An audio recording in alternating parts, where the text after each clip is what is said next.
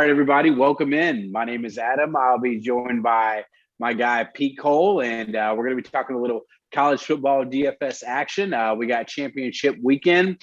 We got some really nice contests and, a lot of really good payouts, man, from what I'm looking at, Pete.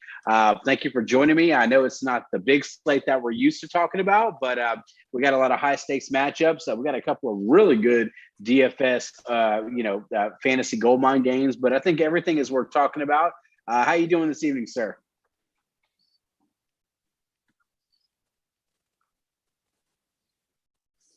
Good. I'm getting a little bit of a lag from you, so if I look stupid, stand here for a second. That's why. But if you guys can hear me, this is it. This is the last slate. This is the slate we're gonna spend all our money on. It's been a great year. We've pretty much, I think we've cashed every slate this season, but maybe 1 or maybe 2 weeks. I think only one.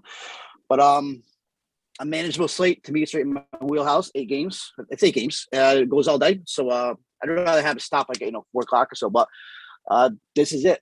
There's a CFB right here. After that's like one with like the 2-game slates and showdowns, bowl games, and all that. 2-gamer tomorrow. But it all comes down to Saturday. So I'm looking forward to it, and I think it's good. I think it's not going to be a lot of chalk. It's going to test some of our knowledge, or the MAC teams and some other games. So yeah, that's good. Ready to roll.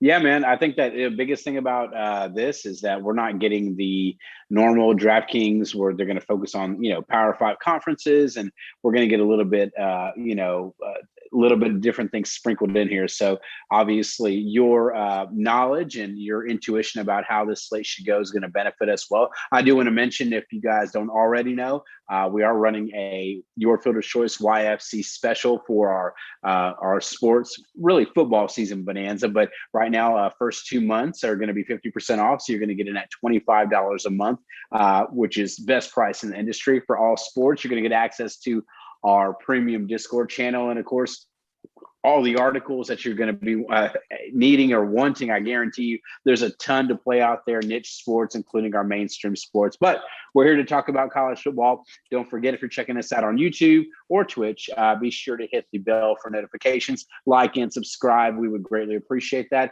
As we grow, you guys grow, and it just benefits everybody all around. So, Pete, college football. We want to talk about these games. We're going to go in order of however I just throw it out there. I'm going to try to stick to what we have on the screen, but we are going to start with Baylor, Oklahoma State. Right now, looking at that game, you're seeing a 46.5 total right now with a 5.5 point spread, with Oklahoma State being the favorite team in the Big 12 championship. What are you looking at in regards to this game? Obviously, I'm a Big 12 guy. Followed them obviously with being a huge UT fan and alumni, but wasn't exactly our season. So I'm gonna be looking forward to this one. I have my personal favorite of who I like, but what do you think? While we get Pete back, we're going to talk a little bit about this game, about Baylor and then Oklahoma State. With this particular game, it's not the highest over/under on the slate, but we do want to mention it as we get Pete back in, and he'll just jump in as he gets in. Is that Oklahoma State is favored for a reason. They've looked extremely solid with their defense. Offensively, they have a lot of talent. Spencer Sanders at quarterback. Obviously, you got a Tate Martin at wide receiver. Those are both excellent plays that we definitely want to mention. Baylor on the other end, they tend to keep this game close. I think it's going to be a pretty hard-fought game. Probably going to go over. In regards to the over/under. So I expect a lot of points. Pete, if you're back, just chime in whenever, but yeah, I think that this game isn't going to have a huge exposure rate, but I think you're going to get some exposure on Sanders. But yeah, man, from a Big 12 fan, someone who follows, I think it's going to be a really good real life football game. I think it's going to be a lot closer. I think it's probably about 3.5 points. But tell me what you think in regards to this, Pete. I don't see anyone that's a must play, but this could be a great tournament game. What do you think? Yeah, I think this is one of those games where it's going to be a real life game and DFS game. It's like I said, middling. It's like the middle over the over-unders in the mid 40s. Right. Two really good teams. I mean, both teams decent defenses. So let me start Baylor. So With a quarterback, Jerry Bohannon, it's not. I mean, to me, it's not a big deal if he plays or not. We're not going to play him Saturday. I don't have any interest in this passing offense right now because Oklahoma State is probably, to me, one of the best defenses in college football beside Georgia. For sure. And that's, I mean, this Oklahoma State secondary is allowing just 13.7 fantasy points a game to quarterbacks. So Bohannon is out. He's done. And that's probably going to wipe out Taquan Thornton also. Because Oklahoma State right now is allowing the fewest points to opposing wide receivers in any game this year. So no Bohannon, no Thornton. Going to now the running backs though maybe a little bit different story, especially if the kid Chapin gets the nod and the Chapin ends up being a quarterback. We saw how last week how he ended up using the one runner for Oklahoma State. Ebner. Oh my God. Tristan Ebner. Yeah. And he kind of used him as a security blanket. He had a really good game last week, and now he's actually ran the ball 11 or more times each of the last 6 games, and he had 11 receptions on 11 targets the last 2 games. So Ebner is GPP play probably. I'm not going to sit here and say the kid's a cash play, but I do like him, especially at 5'3", and especially if we see that Chapin gets a start. No problem running Ebner. Now I'm definitely Abram Smith guy. He's 6'8". But once again, when you got a tough Oklahoma State defense like this, I'm kind of scary. And I mean, but I was actually looking back that first game against Oklahoma State, Smith did average, was it 9 yards a carry with a touchdown? So pretty good. But I mean, they're tough around the pass, but if anything, I would run Tristan Ebner, and that's going to be it for Baylor. And on the Oklahoma State side, I mean, Spencer Sanders, he's one of those guys that I think would be a decent GBP play. He's one of those guys that may surprise some people. I mean, I don't see him being really high owned, and he's definitely gotten better. He's definitely gotten better this year. I mean, hey, they're playing. They're in contention right now for the CFP playoff. So right there says a lot. With this game total though, they're implied is sitting at why can't I find a 26. So I mean, come on, you got it. They're a 5.5 point favorite. The game script's going to favor, if anything, more running the ball. But the runners you got Jalen Warren, who 2 months ago he was the best running back in college, and we knew this was going to happen. We talked about it on this show. He was toting the rock 32 times, 27 times, 36 times, 33 times from weeks 3 through 7. We knew he was going to break down, and it did. I mean, his carries dropped to 18, 9, 16, 12. There was some blowouts, but he's been injured. I did some digging also today where I think he's hurt a lot worse than people think. So a kind of a sneaky play on Saturday is possibly Dominic Richardson, who's kind of now last week let me see, carried about 23 times, 84 yards. So it's definitely not a cash play. But if anything, Dominic Richardson could be a sneaky play somewhere in GPPs. Once again, Baylor's no pushover in defense either. Right. Yeah. I think you're right. You're hitting the nail on the head though. I mean, it's because we keep going back to it. It's just a better real life game. I mean, you're going to see some really good aggressive defense, probably a lot of 3 and outs. You might get some paces that are going to slow down. Neither one of these teams is going to be able to march up and down the field. Definitely different than what this conference has seen in the past decade, for sure.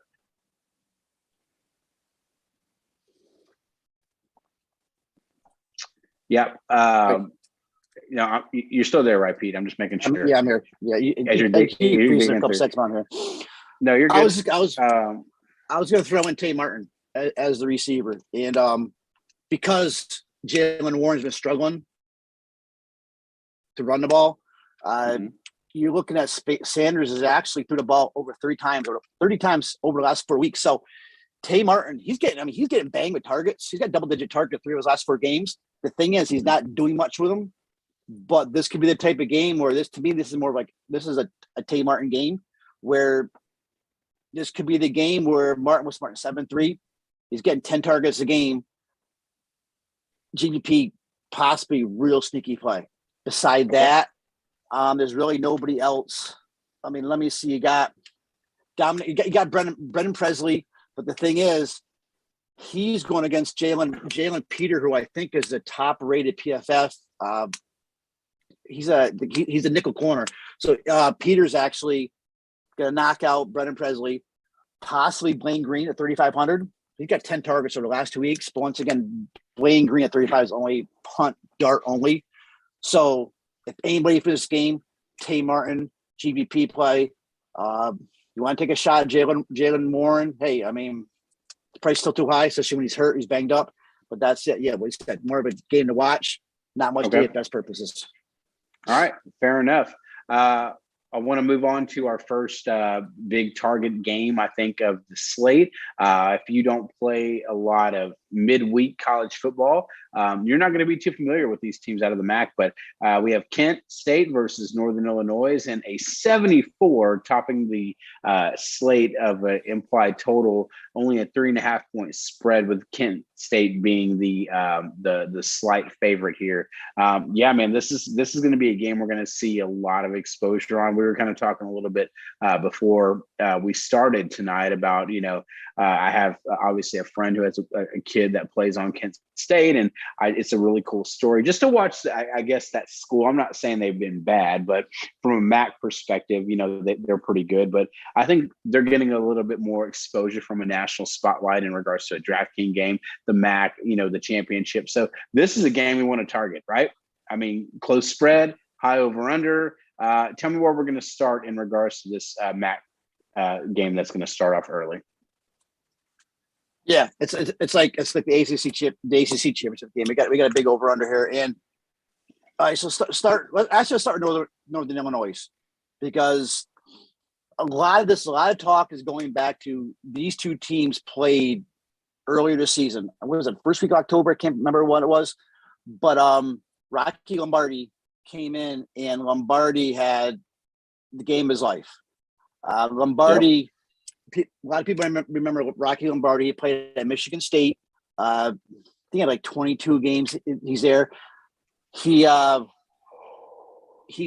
actually most well known for last year. He had that big upset with Michigan in Ann Arbor. So, and then he went and transferred, especially when Mel Tucker came in. He wasn't recruited by Mel Tucker staffs. They went to NIU, and he's had an up and down season.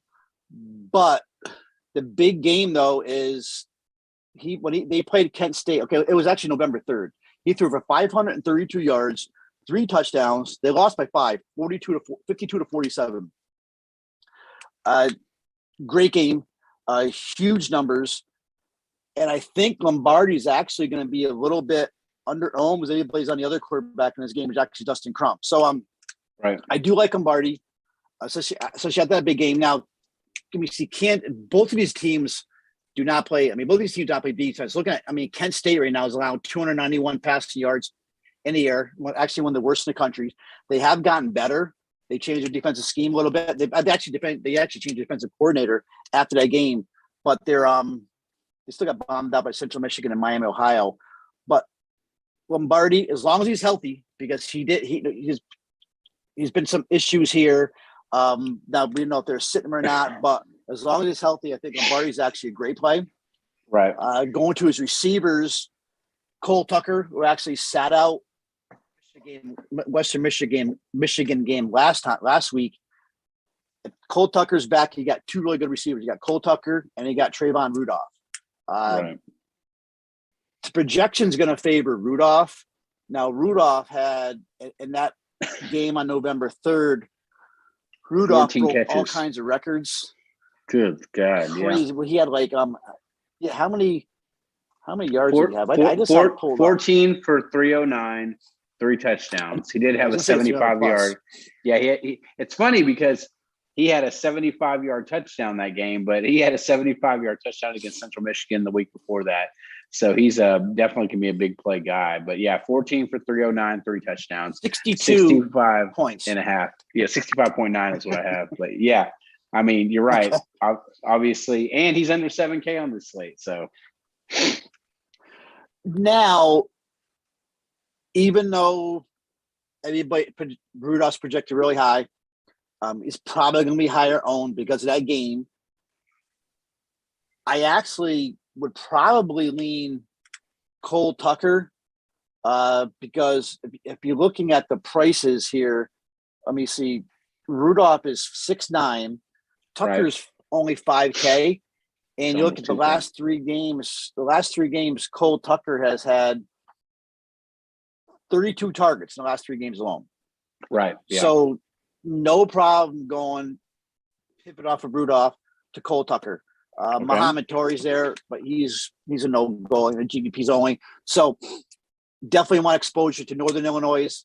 We didn't talk about the running backs because the Kent State defense is around 183 yards, which is pretty much not the worst, but I mean it's pretty bad. But we got some really good runners here. The problem is all these MAC teams are all these running backs by committees. Most of them. They got Javon Ducker. He kind of took over the start. He kind of took over the starting job here, and now the last time they played, he had 101 yards, 2 scores. He's cheap at 5,600. But the problem is right now in that backfield, you got Antonio Brown now who's healthy. You got Clint Ratkovich, who pretty much scores every single week. It seems that way. Yeah. And that's the thing. So Ducker is the play, but it's tough. You can't count on these guys having a huge game. And actually, Kent State's defense, the run defense actually improved a little bit. They're only allowing 4 yards per carry, I think, the last month. So Ducker's in Plato GVP. Ratkovich is a sneaky play. And then Antonio Brown, who's actually back, he's going to cut into their rushes. So none of these guys in cash. Yeah. And I mean, from a bigger slate standpoint, just if I'm looking at this from just, exposure, man, I don't see how you're going to play this slate and not get at least 2 players from this game, if not more than that. I mean, the Dustin Crum is the highest price or highest salary player, at least on DraftKings, at only 8,300. We have, that's pretty low. I know we got that pit weight game that we're going to talk about, but I mean, it just seems like this is definitely definitely a game you're going to get some salary relief and you're going to get some plays down there if they pan out with a touchdown like you talked about here or there. I think this is definitely the place to go. So, any last thoughts on this game on either side?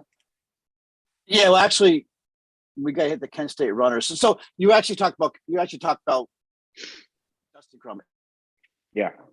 8,300 highest owned. He's probably the highest projected. So we don't have to get into all that. I mean, he had a bad start to the year, but once he got into the MAC, he's averaging 31 fantasy points a game. So great play. He's in one of the highest owns.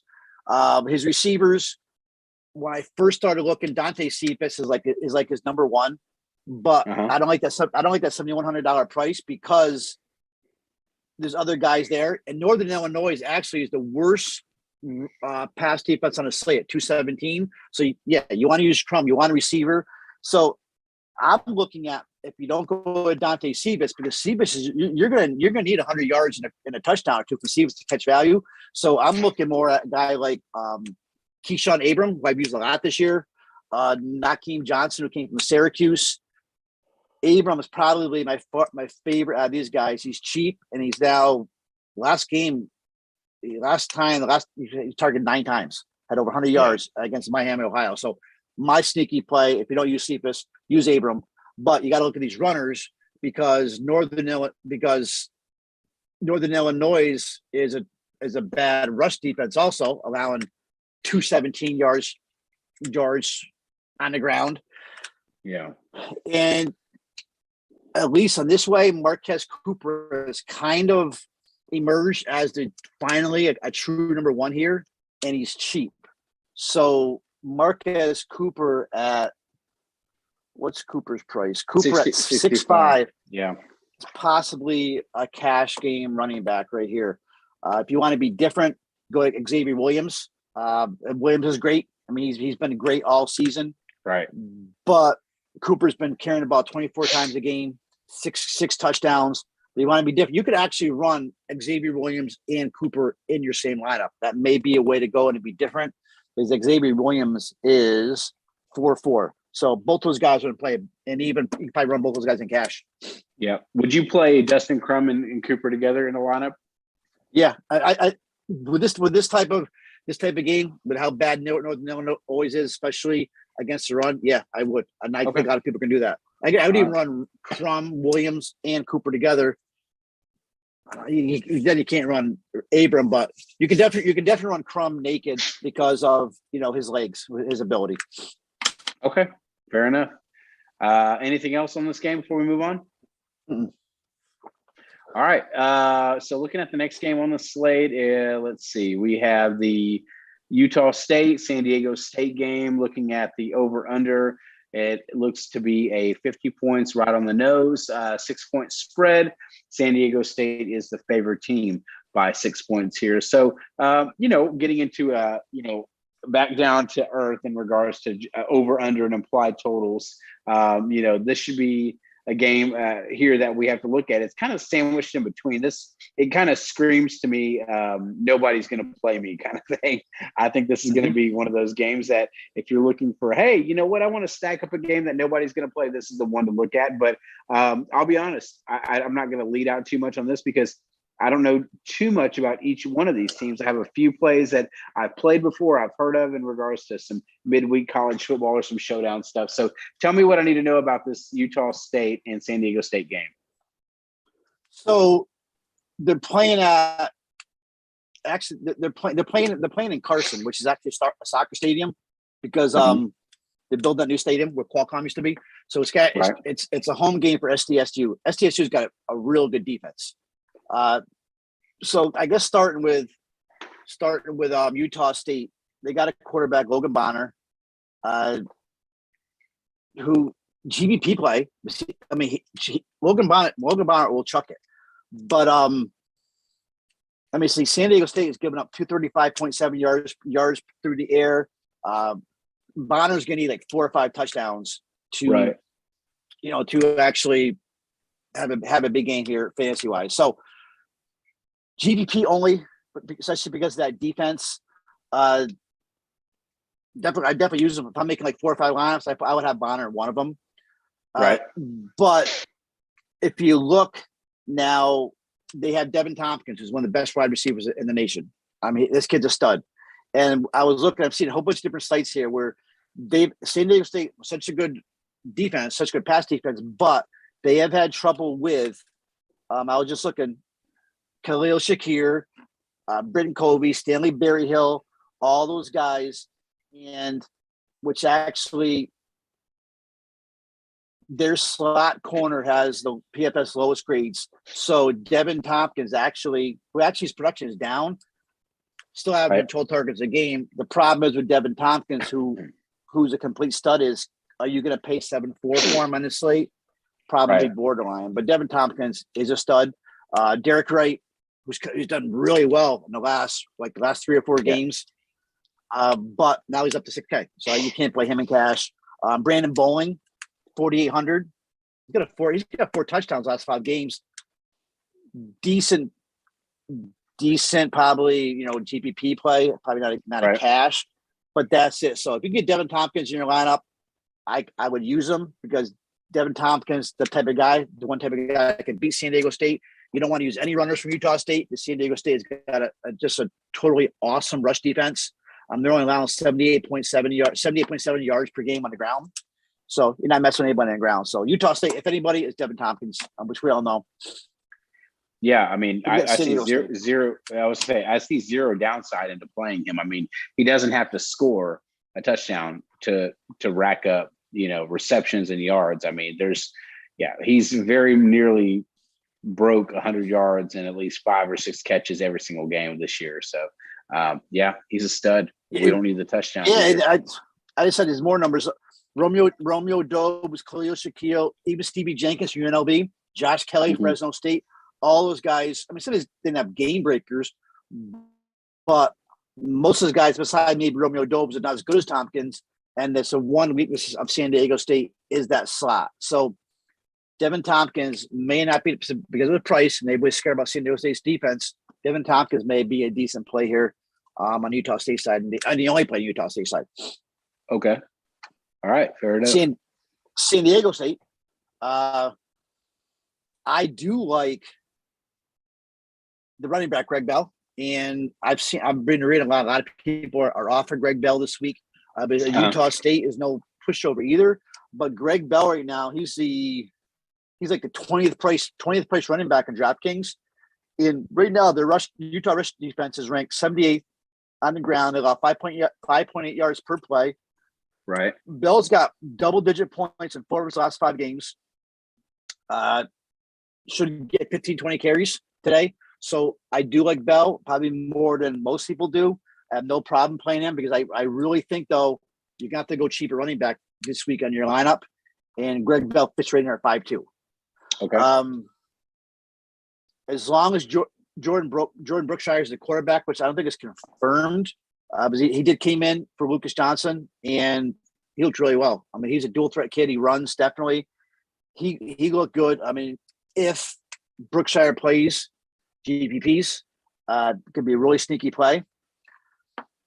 And then the receivers, nobody but Jesse Matthews, who's actually started out the season real bad. I think he was even a backup at the start of the season. But now over the last few games, the last 2 weeks, he's got 18 receptions, 21 targets, 4 TDs against UNLV and Boise State. Right. You hate to roster a receiver on San Diego State. They run the ball so much, but and especially if Brookshire is the quarterback. But if anybody, Jesse Matthews would be the play there, a sneaky play, a wide receiver. And I don't know what's Matthews' price. I mean, his price may not be too bad actually. Of course, 6.3. 6.3. So there you go. So that's I mean, 6'3" is a little high. If he was 5'1", I'd probably be all over him. But Matthews would be the one play for San Diego State at receiver. Okay. Awesome. Anything else on this one? No, we're good. All right. So in chronological order, we got Appalachian State, UL Lafayette, that we got playing in a pretty low total, a little bit higher than the last one, 53 points, but only 2.5 points on the spread. Appalachian State is obviously going to be favored here by a few. I feel like they're a better team. I've actually watched them play a couple of times this season. So, what do we need to know in regards to this one here? I mean, is there something because I don't see anybody that's a must play, and I don't even know if GPP wise, I mean, there's some cheap guys here. So let's start there. Let's start from the quarterback position. What do you think in regards to this game?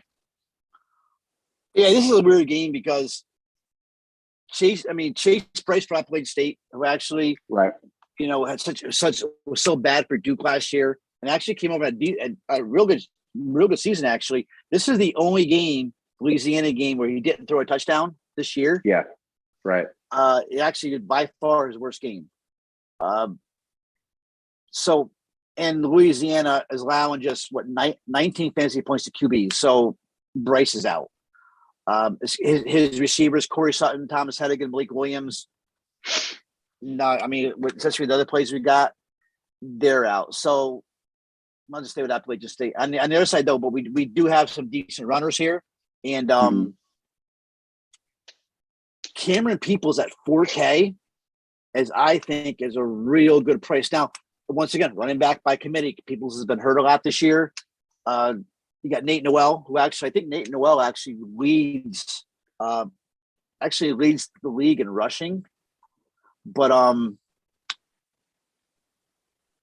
Cameron Peoples actually has more touchdowns. He's got, I think, 13 touchdowns. So way too cheap for Nate Noel. You can even run both of them. I mean, for Cameron Peoples, I think Nate Noel is probably too expensive. But no, Nate Noel is only 4.7. So Nate Noel or Cameron Peoples are definitely in play. 4.7 and 4.0. So yeah, because we need value. Yeah, for sure. Yeah, and am I saying are they main lineup plays? They're runners. And there's nothing saying that they can't find success in the ground on Saturday because you can definitely push around Louisiana on the ground. They're like middle of the pack. So yeah, they're both in play. On the other side, Louisiana, my thing, how are they going to react? It's weird how the teams will react to Billy Napier leaving. The Billy Napier narrative. Are they going to come together? You've seen other ways where the team would just kind of quit on them. So there's really not much here for DFS purposes. Levi Lewis, too expensive, $7K. Appalachian State secondary is really good. I'm not messing with Levi Lewis, not messing with the receivers at all. And then you got the running backs, the 3-man rotation, especially now with the man Monty Bailey's back healthy. So you got Monty Bailey, you got Chris Smith, you got Montrell Johnson, all three of these guys. So nobody from Louisiana, Appalachian State, possibly one of the runners, Peoples or Nate Noel. And that's it. So there's not a real big DFS game here at all. Yeah, I like the obviously attacking with the cheap runners here. I will say that Peoples looks very, not saying touchdown dependent, but a lot of his DFS points have come from touchdowns. Obviously, Noel's a little bit more, yards gained from the ground, not as much touchdown dependent, only 4 on the year. So yeah, neither one is catching a ton of passes out of the backfield from what I've seen here. I think it was Peoples that last year had like a huge game in a bowl game last December, but I remember it. He had freaking 200 something yards. I remember that, a bunch of touchdowns. So I remember the name for sure. Like he's a great runner, but like you said, injuries, albeit, it wasn't always available. So, all right, we have it. SEC time. Georgia, probably the best defense in the country. Bama, they always seem to be here. What are you thinking in regards to this game? I will give you that we only have a 49.5 total, 6.5 spread. Go Dogs apparently is leading here in regards to being a 6.5 point favorite. Do you agree with that, P? Do you think it's going to be that kind of a game, or are you expecting more of an upset? Yeah. No, I think Georgia, for one thing, they're a generational, like a once in a generation defense. The defense is so good. Alabama right now, to me, just watching them, I do not think that. I think they're a sloppy team. This is not an Alabama team that we're used to seeing this year, okay. And I think Georgia's awesome. I think Stetson Bennett is a much better quarterback than he's getting, than the respect he's getting. But so I guess start with Stetson Bennett. Still, I'm not going to pay 7.3 for him. He's one of those guys, a better real life quarterback than DFS quarterback. So right. I'm not spending 7.3 on him. I'm not spending. It's typical Georgia. You're not going to pay money for Brock Bowers at 6'7". Right. But Alabama has struggled with tight ends this year. So they're allowing like 9 fantasy points a game at tight ends, which is, I think, the second worst on this slate. But so it kind of puts them in play, but 6'7" is a lot. The rest of these guys, I'm not messing Jermaine Burton, Adonai Mitchell, all those guys. Now we got George Pickens who's back, who actually played last week. And then it would be great to, have one of these runners. But Xavier Wright is pretty much just a name now at 5'8".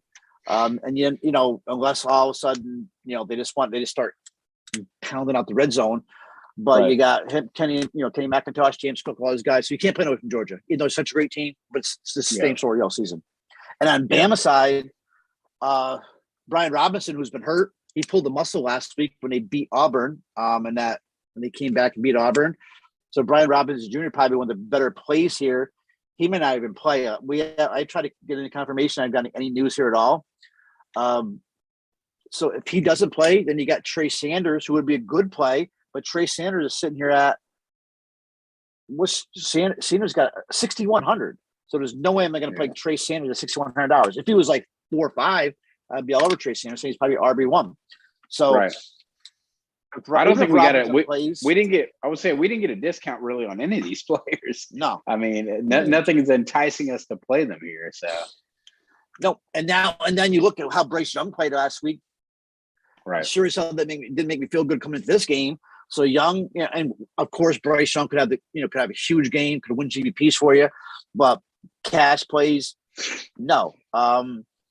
Georgia right now is aligned to opposing QB1s. But you go back and look at this list, though. I was looking at this list earlier. You got Will Levi's. You got our boy Bo Nix, Tyler Macon, Emory Jones, Luke Doty, Mikey Wright is on his slate. So it's not like they actually pay some elite quarterbacks. But still, Georgia's too good. Right. And then you got the receiver, Jameson Williams, great. But here – Williams may actually be the play, because we saw Cedric Tillman put up a decent game for Tennessee. Wandale Robinson had 22 points against him. Josh Van. So I guess the problem is, are you gonna spend $8K on Jamison Williams to find out if he's actually that good to beat that Georgia secondary? It's gonna be tough. I mean, I'm not doing that in cash. Yeah, I'm not spending 7-2 on Mechie either, even though I love Mechie. I love playing him. I played him last week. He was my pivot off of those Ohio State wide receivers, which, I mean, it is what it is. Like, he still wound up performing well, but I can't do that. Not against Georgia. No way, man. Mechie had 22 targets last week. So, hey, you want to do like a GVP play, and run Jamison Williams and Mechie, go ahead, do it, and run Bryce Young, because you never know, and they're going to be low owned. But I'm not going to wait on my cash on to figure out if Jamison Williams is that good, right? Pay 8K and have Georgia shut him down. So there's really nobody can even play a great game when they play maybe one of the best games on the slate, but really nobody can play for DFS. All right, cool, man. Well, let's talk about these last couple games to round it out. We have the U of H versus Cincinnati game.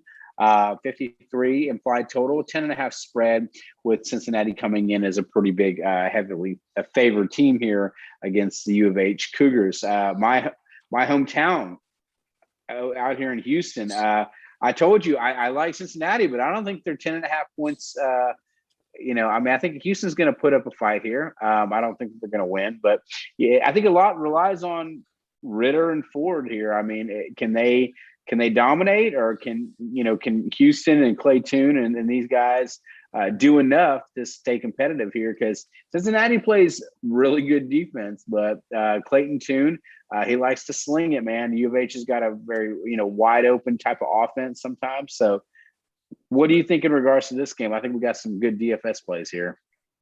Yeah, I think Clayton Tune is actually a really good GVP play. I've always been a Clayton Tune guy. I like him. I just saw him in person a couple weeks ago when he played USF. And had one of his, and so I mean, Cincinnati is obviously can be dominant. I actually saw Cincinnati play USF too, the week after Clayton Tune played him. And USF actually did well against that defense, but the next week SMU, they held SMU to 66 passing yards. SMU is almost a prolific offense. Memphis, that ECU the Holton Allers game where he didn't do anything. So I think Clayton Tune's a good quarterback. We saw where Clayton Tune can run. We saw him do it against Memphis. He hasn't run much this year because of his injuries. But don't sleep on Clayton Tune running this week against Cincinnati. So Tune's in play GVPs, definitely. Alton McCaskill, I love Alton McCaskill, the running back, but same thing though. He's been hurt too. And I do know that I did see that they're saying he's good to go. Dana Holgorsen said him and Nathaniel Dell are both ready. Right. But that offensive line of Houston's is not good. So right now, there's not a good run blocking offensive line. So anything, multi-entering guys. But Nathaniel Dell, I like Nathaniel Dell, and I think, and I did do some research where if Cincinnati does have a weak spot, it's their nickel corner. And Nathaniel Dell played almost 50% this year. He plays in the slot. Mm-hmm. I was going to say he plays a lot in the slot. And if you look at the last 1, 2, 3 weeks, is actually playing in the slot more. So if you're playing Tune, hook him up with Nathaniel Dell in your GVP, definitely. Another guy is Jake Urso. Actually, he's been getting more looks. Probably the only other option besides Nathaniel Dell. But Tune Dell may be your sticky play this week. Of actually Saturday. I like him a lot. It's a weird algorithm because Dell was against Memphis was 8.2K. Wound up turning in 7 catches, 100 yards, and a touchdown. 26 What's points he this week? He's at 7K. Seven. It's a 12. Yeah, and I get it. UConn wasn't a super strong game, but 6 for 62, but he caught 2 touchdowns. So, I mean, it's very hard to understand why he has such a big price drop here. I understand the matchup, but we didn't see a big drop in price for these Alabama guys. So it's just kind of odd to see him here at 7K. I think you're right. GPP stack, absolutely. I mean, you play him and Tune together. I think that they're like about 14K together, 14.1. So, I mean, that could be a very affordable sneaky stack. So, yep. I'm loving that. Anything else in this game? The only question, and I've gotten a bunch of times this week already on both my sites, where ask me about, can you play Ritter and Jerome Ford together? And if you can't, which one do you play? And to me, you never play Ritter and Ford together, especially against this Houston team right now. They got a hell of a run defense. And I think they're like number 2 in AAC defending the run. Okay. Maybe number 1. But they're only allowing 11 fantasy points a game. And twice this year, and one of them was in the opener against Texas Tech, where they've allowed more than 15 points to a running back. So I'm not taking a chance on Jerome Ford. I will take a chance on Desmond Ritter. I can see Ritter throwing for 30, 35 fantasy points. Is he worth 9K? Probably, even though Houston does have a decent pass defense. Is he a must play? No. Is he a number 1 cash play? No. I'm not messing with. Every time I play Alec Pierce, I get burned. He's too expensive at 6'6" as receiver. But play Ritter, Bobby Pierce, and maybe like a Josh Wiley and tight end and GVPs. But I think this may be the 1 week where the last month I've been all over Ritter every week. He's in play every week, but he's not a must play at 9K. Is he the most? No, he's not. Who's the most expensive quarterback on this slate? Is it? No, somebody's not. Pickett. They got Pickett, Hartman. I think a couple guys. Never mind. It's got to be the. I figured it was Pickett, Hartman coming out. So yeah. But GVP, definitely. Man. If you're making 2 lineups, one of them probably Desmond Ritter. Yeah. All right. Cool. Fair enough. All right. So let's go in. We have Pitt Wake coming up. We need to talk about this one because obviously this one leads the second half of the slate in regards to implied total, 71 points total, only a 3-point spread with Pitt coming in as the favorite over Wake Forest. These two teams pretty well, Pete. Obviously, we got a very, very nice offensive showdown here. So where do you want to start? I mean, I have my opinion on it, but I just think that these two quarterbacks, man, are really good, and these two defenses are really bad. And so I'm gonna lead out with that. You take us home with this game here. What do we got? What do we have to think about? Yeah, I want to play I'm probably Kenny Pickett's biggest fan in college football. I've been his fan for years, but I may actually go the other way with Hartman. But this is a bang. This is a banger of a game. This is the game of the week. Two high-powered offenses, right? Shaky ass defenses. I had a little bit more confidence in Pittsburgh's defense than I do in Wake Forest. But I like. Where's the over/under at right now? Like 70? Is it still 70? 72 and a half or 70? 70, whatever it is. I like the over there. This is going to be a shootout. So first of all, we all know that Wake Forest has got such a bad rush defense. So just get the rush defense at Wake Forest right now is allowing 209 yards on the ground. The question is, though, it's not that Pittsburgh doesn't have any, stud running backs. Now, Izzy Abanaconda didn't play last week against Syracuse. So he's the RB1. Okay. If he plays, he's in play. If he's out, though, definitely Rodney Hammond. And I made a mistake last week. And I even said to myself, it was 2 weeks ago, I watched Rodney Hammond against the Virginia game, and Hammond had a really good second half. Right. And I played the other runner over oh my God, I just drew a blank on the other runner. Is it Hammond? Not Hammond, the other. I just oh my God, Vincent Davis. Over Hammond, and Hammond's a kid. He's the future. But if Izzy doesn't play, I really think Rodney Hammond, the freshman, is going to get a bunch of looks against his Wake Forest defense. What do we have for Hammond's price? Hammond's listed at 4.8. 4.8. Yeah. 4.8. So to me, Hammond's a cash play if Izzy's out against his Wake Forest defense, and it opens up a lot for you in other spots. So even Izzy's also a play. He's 5.7. Probably more borderline cash, but I love Hammond if Izzy's out. This Wake Forest rush defense is horrible. Now, going to quarterback, we all know about Kenny Pickett. He said he's my man. He's my dude. Probably though. Problem is teams can start can start pounding that ball down Wake Forest's throat. It does worry me a little bit when you got Sam Hartman on the other side. It's cheaper and a negative game script is probably going to end up throwing for more yards when Pickett may be going more to the ground. So and you get Dustin Crump sitting there too. So right now I'm thinking Hartman and Crump may be your two top quarterbacks in the slate.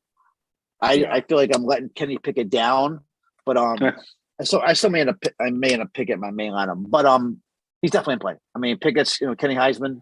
He won a Heisman this year. Great play. Yeah. On receivers, he's got Jordan Addison, who is by far the man. That Virginia game 2 weeks ago, 202 yards, 4 touchdowns, 61 DK points. He's a stud. And that's the other thing. You can play Addison naked without Pickett. Right. That's what I was going to say. If you're playing Hartman, you want both sides of that game. You think it's going to shoot out. Yep. Exactly. Addison's going to be involved. Yeah, and I mean, you play him, play Hartman, play Crum. Like those are 3 really good pieces to start out with. I get it. Addison's super expensive, but man, that kid is good. And that's exactly what I was getting at. That you can play him without Pickett, and he can soak up a lot of Pickett's production. And even though Pickett does have a good game, but doesn't smash his price, you could definitely run I'll get to a second, like a Hartman or Jakari Roberson, and then run it back with Addison, which is I think the top GBP move of the day. So Addison's definitely in play because Tazir Mack hasn't played, Jalen Barden hasn't played in a few weeks, and it's not that they even care because they have Jordan Addison, but especially this, they have 2 receivers. They have Jared Wayne and Shockey Jack Luis, who I think if they didn't, the problem they haven't been targeted lately, but the corners on Wake Forest are bad. And they grade out real bad through PFF. You would want to play Wayne or Shockey, Jack Luis. The problem is they were targeted 5 times for Syracuse. That's what scares me. So right. You don't want to play, even though Pittsburgh's got decent tight ends. They got Lucas Kroll and Gavin Bartholomew. You got Wake Forest. If they do one thing right, they can defend tight ends. So it's Addison only. Wayne and Shockey Jack Luis is just GDP only. But going to the other side on Wake Forest, this may be the banger here because I think Hartman's a great play, and he's cheaper than Pickett. I think you always have to use him in cash, and then you got to make a decision on you can't play both. Do you play A.T. Perry or Jakari Roberson? My opinion is this is a Jakari Roberson week.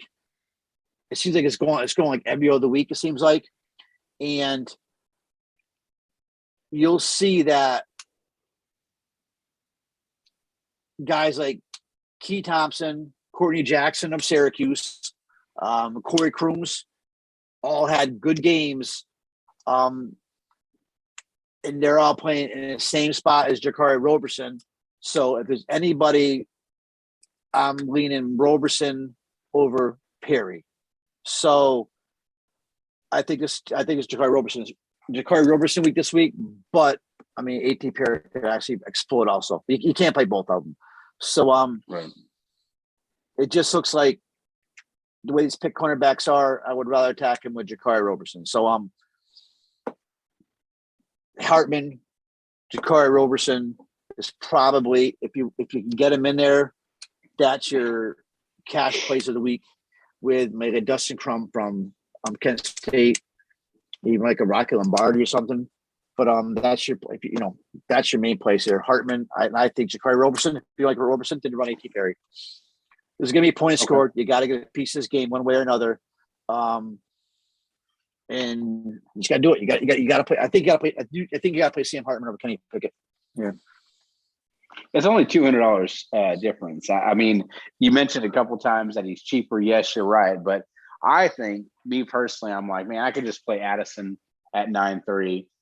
I could play Hartman, and then I could probably play one of his receivers, probably Roberson, like you said. And I still, as long as you play some value at the running back position, I think you're going to be okay. You're going to be in the 4s and 5s, and we got to find a really cheap player somewhere in the low 3s to make our lineup round out. So, is there anybody in this game still you want to talk about, or you want to go to the finale game? No, that's pretty much it. And then go to probably the boring game, right? The Big Ten game. It is going to be the boring game, but actually probably a really good real hard-nosed football. The boring DFS game. Yeah. I mean, a 10.5 point spread and a 43.5 implied over under is not anything to really be like, oh yeah, man, this is something we have to attack here. But I mean, yeah, Michigan, 27 implied points. They rank in the middle of the slate in regards to I'm sorry, I'm looking at something here in regards to what, you can expect their team to put up here. But, they've always been the talk of the town's always been the running backs. I do find that it's crazy to see that Quorum's down at 4.3, but I guess with his injuries and everything else like that, I mean, rightly so. But what do you think in regards to this game here? What are we? I mean, because Haskins at 8.7. I mean, if he's not, is he going to be the sole ball carrier here, or is Corum going to play? No, obviously Corum's getting healthier. You saw last week on that 55-yard. He had that 55-yard run. He looked damn healthy to me. So I think they're just going with the hot hand, and it was a hot hand. The kid Haskins had 5 touchdowns. So I think Corum's getting healthier. I think he's going to play. That's the problem. Is you're probably going to see at least 20 touches for Haskins this week. Definitely. We know Michigan. We know Harbaugh. They're gonna feed the workhorse. They're going to feed the running back. We're going to see the same game script against the Hawkeyes, against Iowa than they did against Ohio State. So Haskins going to play, but to me, GVP only. But there's a lot of money 8.7, especially when you got Blake Corum was a stud sitting there also. Donovan Edwards, RB3. Donovan Edwards is going to be a stud here too. So, but he may see some snaps. But if you're MMA in, I did the Cade McNamara experiment last week. They had like 50 freaking points, and I don't think he got 10 fantasy points. So I'm not messing with Cade McNamara this week at quarterback. I'm not messing with receivers. I've already tried the Cornelius Johnson experiment once or twice this year. That didn't work out. So if anything, Haskins, GVP, and that's it. On the Iowa side, nobody. I'm a Tyler Goodson guy, but Michigan right now is only allowing like 14 points a game to running back to RB1s. Okay. But we saw.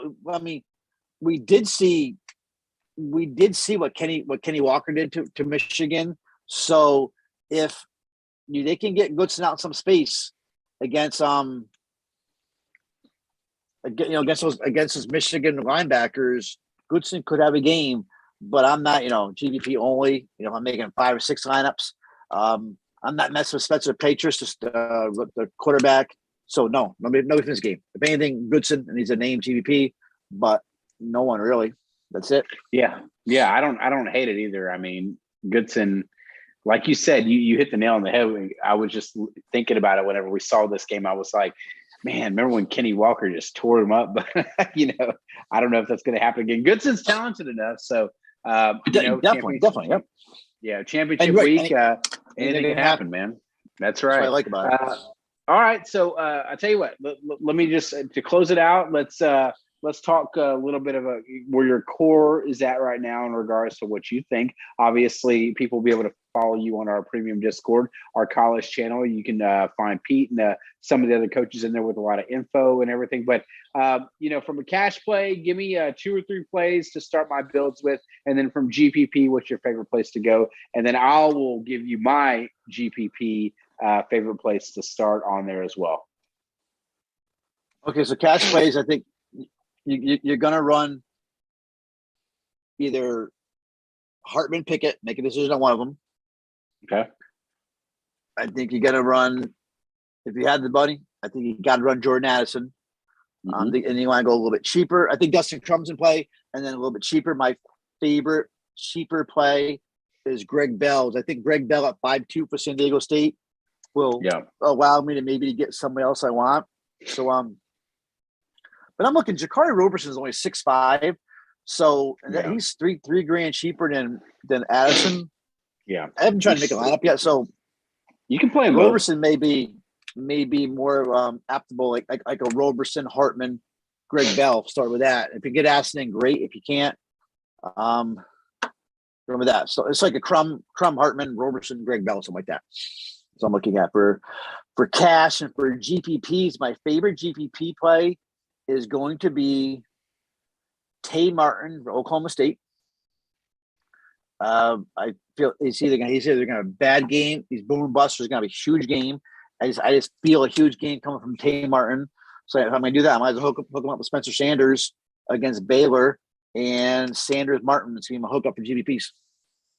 Yeah, man, there's no one that I'm looking at that I'm like, oh man, this is a great 3.1, 3.2 K play. So I think you're going to really struggle here if you're looking for those. That's going to be the problem this week. We had that problem last week though too. So we got to figure it out.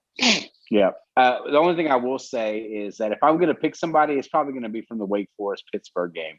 If I'm just a cheap receiver, someone I'm like, hey, you know what? I got to take a shot on this guy. I see he's getting snaps. That's probably where I would go there. But yeah, I agree with you, man. From a cash standpoint, I'm actually obviously all in on Dustin Crum. I just feel like he's the play here. I agree with you on the Sam Hartman, but I think you fit Addison in. I mean, I don't think that, there's going to be a lot of plays in that mid sixes. Roberson's a great play, great price, but you can play Hartman naked. I'm all in on what you said about Greg Bell. I think that Peoples for Appalachian State at 4K looks great. I just can't get off of thinking about playing Blake Corum, 4.3. I mean, like you said, he's getting healthier. You know, what happens if they just turn to him? I mean, 4.3K in the late hammer of a game. Like, I mean, he could very well get 20 carries. You don't know. Like, you don't know how that's going to go. But if the guy's healthy, why the hell would they not play him? And that's just my opinion, end of the season kind of thing. So, from a GPP standpoint, like I said, you kind of talked a little bit about that.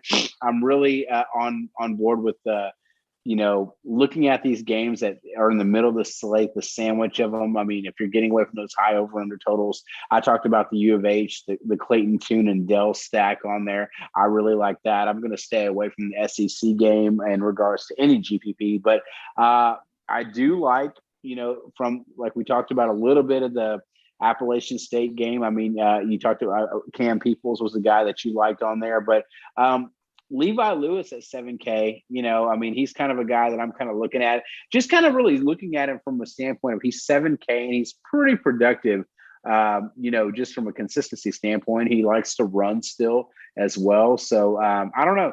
I mean, there's a lot of places to go, but, Star Scrubs is going to be very hard to do. So, because you don't have a lot of those value plays. So, and some look at right now, I'm telling you right now, if you want to build up a lineup with like a Hartman, Crum, Roberson, Bell, you're gonna have a few scrubs in there. If you want to throw at Jordan Addison in there, you really started in scrubs. But just like my first lineups I built. You got to do some playing because you're going to have a bunch of these mid 4K receivers. And you're talking about the one receiver from the Wake Forest game. So I think maybe like a Jared Wayne may be the way we go at 4-4 because Jordan Addison is not going to catch a touchdown. There's going to be a lot of points scored. So maybe like a Jared Wayne may be a sneaky player at 4-4. I like Lucas Kroll. He's at 3.9. No, and I'm looking at Kroll right now also, and he'll score a touchdown, and same with Bartholomew. Yeah. So. Yeah, exactly. Like I said, that game is definitely someone to look at there. There was another guy from that game that I was looking at. I meant to keep a note on him as I was looking at it. Luis, you got Shockey Luis, the other guy from Pitt that's seeing some targets. It might have been him. I know. Yeah, there was a Donald Stewart. If Mack and Barden are out, if Mack and Barden somehow play, then we got a mess here. So, yeah, like I said, I think they're all from this game. Donald Stewart has been pretty consistent. He has not scored a touchdown. He could definitely get some catches. He can get double digits. I mean, if you get 10 points from any of these guys below 4K, you're sitting really good. Yeah, man. Cash. So, yeah. Interesting week though it is, because I don't think there's a lot of like straight chalk where there's like 4 guys you have to play. Everybody's playing. This may end up one of the most interesting, competitive, better slates of the week, and this is really going to show who's good DFS players not. And it's good for the last week of season. Actually, I like it. Yeah, man.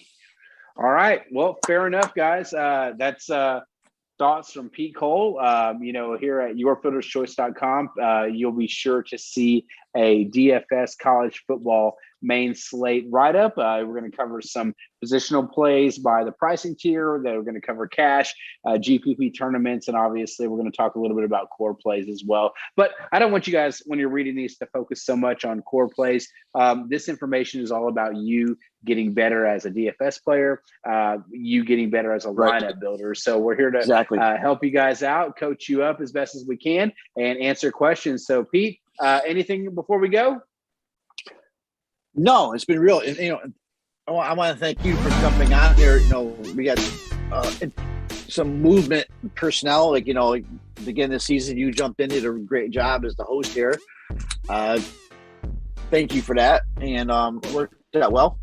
And we got a future here. We're talking to a couple people. We could have a couple of decent writers coming on board here. So in the future, some people with a lot of experience. So check out your fielder's choice. So we're moving along the right spots. Just give us a chance here, and we're rolling right now. College sports, sports. So yeah, we still got some more. It's been a good season. It's been a good run. Yeah, man, I'm glad to be here. Like I said, rain or shine, I knew I'm sitting here. I'm battling a cold, so forgive me for all my twitches and non-normal camera mannerisms. I usually am able to stay pretty stern, and then we got the Thursday night football game on in the background, so I keep peeking up there and I'm watching Taysom Hill hurdle over people and stuff like that. And it's pretty funny, man, just to watch this kid play football. So, all right, Pete, man, I thank you. I thank Mickey, our producer. We're going to be getting out of here, guys. Like I said, be sure to check us out, yourfielderschoice.com. Hit the bell for notifications, like, and subscribe. Pete, have a good night. Thank you, Mickey. And we're out of here, guys. Good luck, guys.